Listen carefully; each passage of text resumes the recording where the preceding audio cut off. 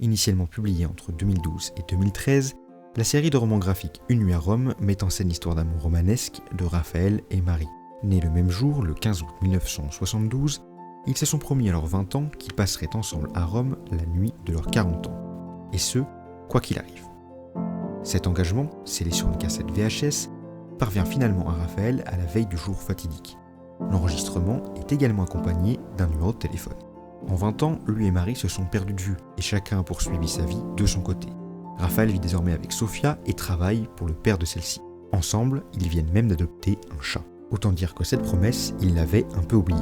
Mais s'il lui apparaît dans un premier temps déraisonnable d'y donner une suite favorable, il ne parviendra pas à résister bien longtemps à l'appel du cœur. Destination Rome. Raphaël et Marie vont ainsi passer une nuit à Rome, celle du 14 au 15 août 2012. Et si vous avez lu la série, vous savez que leurs retrouvailles vont leur faire croiser la route de nombreux lieux. Certains sont emblématiques, d'autres beaucoup plus confidentiels. Pour ma part, c'est en lisant la saga que j'ai ressenti l'envie profonde de découvrir la ville à mon tour. Dans ma chronique du tome 3, mise en ligne sur YouTube le 5 avril 2018, j'évoquais alors cette idée comme un projet lointain. Pourtant, c'est presque par accident du destin que je me suis envolé en direction de Rome au mois d'août 2018. Le terme d'accident, c'est aussi celui employé par Jim à la fin du tome 3 de la saga, afin de qualifier la suite de la série. Initialement conclue avec 2 tomes, elle s'est depuis réouverte sur un nouveau diptyque, dont le premier tome est paru en 2018. Et voilà les 2 héros repartis pour Rome 10 ans après, afin de fêter leur 50e anniversaire. Mon voyage s'est décidé sur un coup de tête, un peu comme pour Raphaël. J'ai reparcouru les tomes, identifié les lieux pertinents, puis j'ai tenté de les retrouver grâce à Internet. Jim m'y a aidé en m'envoyant une liste comportant des lieux dont il recommandait la visite. Véritable jeu de piste à la Robert Langdon, j'ai établi un premier plan d'attaque avant de partir sur place. À Rome, d'autres lieux, non initialement prévus, se sont finalement rajoutés à la liste, qu'il s'agisse de découvertes fortuites ou d'envie soudaine d'explorer davantage. C'est donc avec une profonde joie que je vous propose de découvrir ce nouvel épisode de Sur les traces 2. Attachez votre ceinture, je vous emmène à Rome.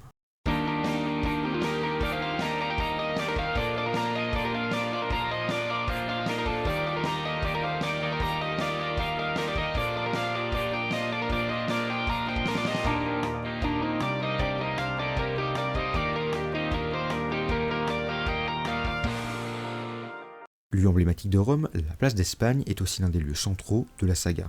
On la retrouve dans chaque album et les personnages semblent graviter autour. Dans le premier tome, ce sont ces immenses escaliers bercés par les premières lumières du jour qui ouvrent l'ouvrage sur une pointe de nostalgie. Lors du tome 2, c'est plus précisément l'église de la Trinité des Monts, située juste au-dessus, qui fait une apparition à la planche 46. On reconnaît notamment cette église du XVe siècle de par ses 2 clochers et l'immense obélisque érigé à son entrée. À l'occasion du tome 3, soit 10 ans après les événements du tome précédent, l'église réapparaît alors par 3 fois, bardée d'échafaudages. Si ces derniers sont un bon indicateur du temps qui s'est écoulé, ils sont aussi le reflet d'une certaine réalité. Plusieurs photos et commentaires de voyageurs trouvés sur internet témoignent en effet de travaux de restauration en 2014-2015. Amusant quand on sait que le tome 3 se déroule en 2022. Pour l'anecdote, l'église de la Trinité des Monts a une particularité. C'est l'une des 5 églises romaines appartenant à la France. Au XVIIIe siècle, Francesco de Sanctis, l'architecte des escaliers monumentaux qui y conduisent, y fera d'ailleurs un discret hommage en y apposant des fleurs de lys.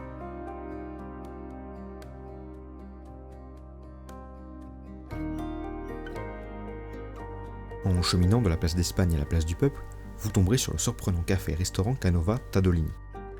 Si ce lieu n'apparaît pas en tant que tel dans la saga, il n'a cependant pas manqué d'en inspirer l'auteur. L'imposante statue de cavalier qui trône dans l'entrée, ainsi que celle qui l'accompagne, apparaissent par exemple à l'accueil du Palazzo Médici, l'hôtel de Raphaël et Marie dans la série. Il s'agit d'ailleurs de l'unique élément réel de l'édifice, celui-ci n'étant en vérité qu'une pure invention. Quoi qu'il en soit, le moins que l'on puisse dire, c'est que les statues, le café-restaurant Canova Tadolini en est littéralement rempli. Et quoi de plus normal pour un lieu qui se veut également musée. Acheté en janvier 1818 par le célèbre sculpteur Antonio Canova, aujourd'hui exposé au Louvre, celui-ci en fit sa demeure et son atelier. À l'époque, le quartier était alors le lieu de prédilection des artistes. Par la suite, c'est son élève favori, Adamo Tadolini, qui héritait de l'atelier et qui le transmit à ses successeurs, sculpteurs eux aussi. Musée et restaurant depuis 1967, vous pouvez désormais y déguster un café sous une foule de regards inquiétants. Et le moins que l'on puisse dire, c'est que l'ambiance vaut le détour.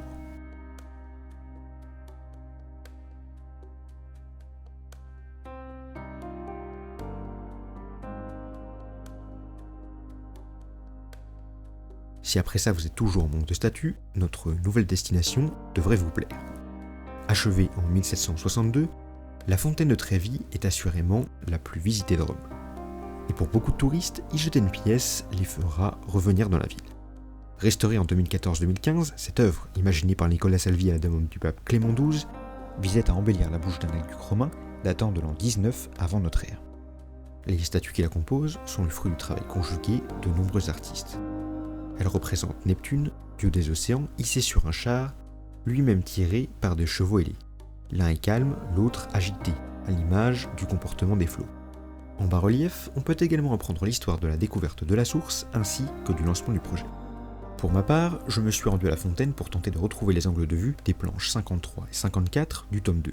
Mais très vite, il m'est apparu nécessaire de prendre de la hauteur afin de m'extirper du flot de touristes et retrouver l'un des plans plongés emblématiques de la BD.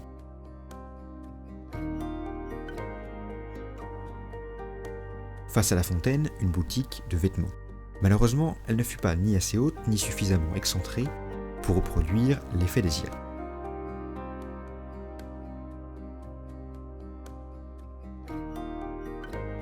Mais j'étais sur les traces d'une nuit à Rome, alors il fallait réessayer de nuit. À la tombée du soleil, ouvre un petit rooftop, c'est-à-dire un café perché sur les toits au-dessus de la fontaine. Idéal pour admirer son éclairage nocturne. On peut d'ailleurs retrouver l'ambiance bleutée de la fontaine telle que reproduite dans la saga. Malgré tout, le rooftop reste lui aussi trop excentré comparé au plan dans la BD. Il n'en reste pas moins une sympathique adresse qui n'est pas sans faire penser à une autre série de Jim où sont passés les grands jours.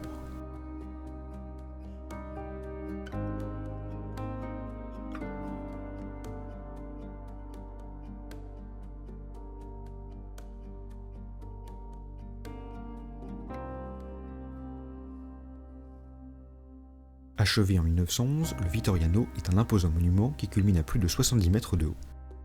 Il fut érigé en l'honneur de Victor Emmanuel II, le roi qui unifia l'Italie, et apparaît notamment dans le tome 4 d'Une nuit à Rome. Mais ce qui nous intéresse aujourd'hui, ce sont les terrasses situées à son sommet.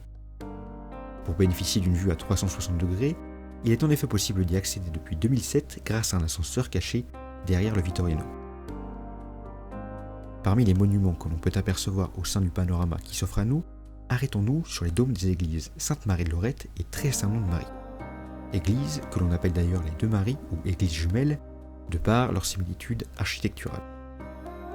Pour l'anecdote, elles ont pourtant été achevées à 2 siècles d'écart et figurent sur la couverture de certaines éditions du tome 2 d'Une nuit à Rome.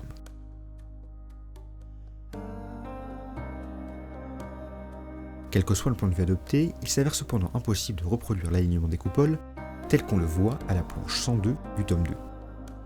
Jim a en effet procédé à une habile recomposition dans son dessin en déplaçant dômes et colonnes.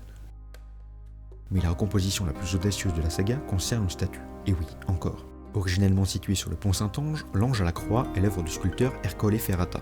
Il fait partie des 10 anges du chemin de croix symbolique, mis en place au XVIIe siècle et chacun d'entre eux arbore l'un des symboles de la Passion du Christ. Une idée du Bernin, célèbre architecte italien de l'époque. Et si l'ange à la croix est situé au beau milieu du pont, on le retrouve pourtant contre un mur à la planche 48 du tome 2.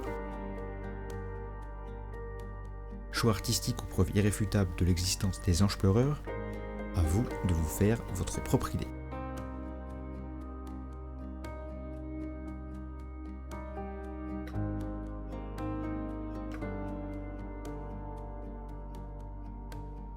Discrète dans la saga, la place Navone se voit épisodiquement traversée par Raphaël et Marie lorsqu'ils se rendent à leur hôtel.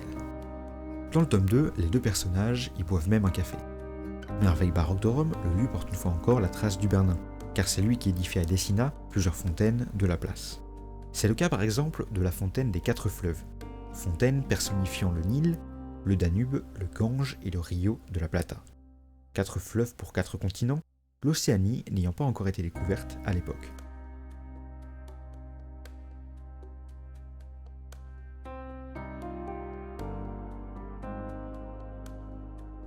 Rendu à cette place, j'ai suivi le parcours de Marie jusqu'à la villa où Raphaël fêta ses 50 ans dans le 3e tome de la série.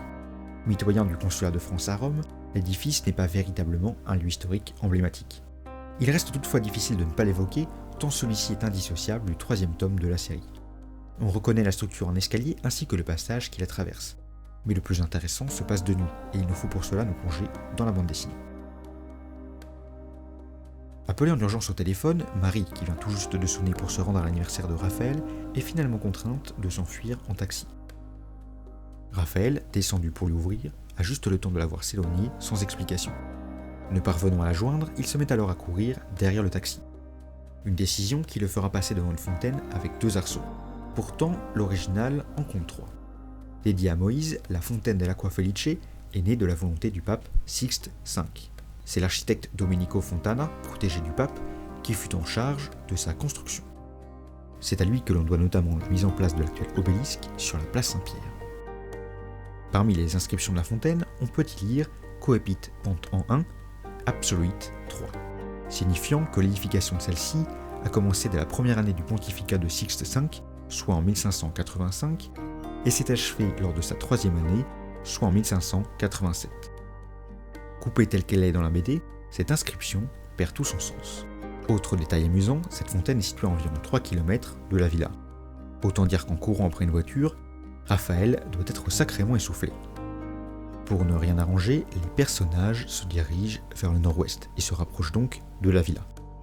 Avec un taxi qui tourne rond, Marie ne risque pas d'avoir un vol à temps. Quant à moi, et avant de prendre le mien vers la France, je vous propose de conclure sur les bords du Tibre. Vous l'avez vu, ce nouveau voyage sur les traces d'une bande dessinée, parfois loin des sentiers touristiques traditionnels, n'en était pas moins riche d'histoire et de culture. En partant en quête de lieux parfois aidés d'un simple dessin, j'ai personnellement vécu ce voyage comme un jeu de pistes entre réel et imaginaire. Et c'est pour moi une véritable aventure, une véritable passion, que de plonger en immersion dans des bandes dessinées pour en percer tous les secrets. J'espère que ce nouvel épisode vous aura plu et vous dis à bientôt pour un nouveau voyage sur les traces d'un personnage de bande dessinée.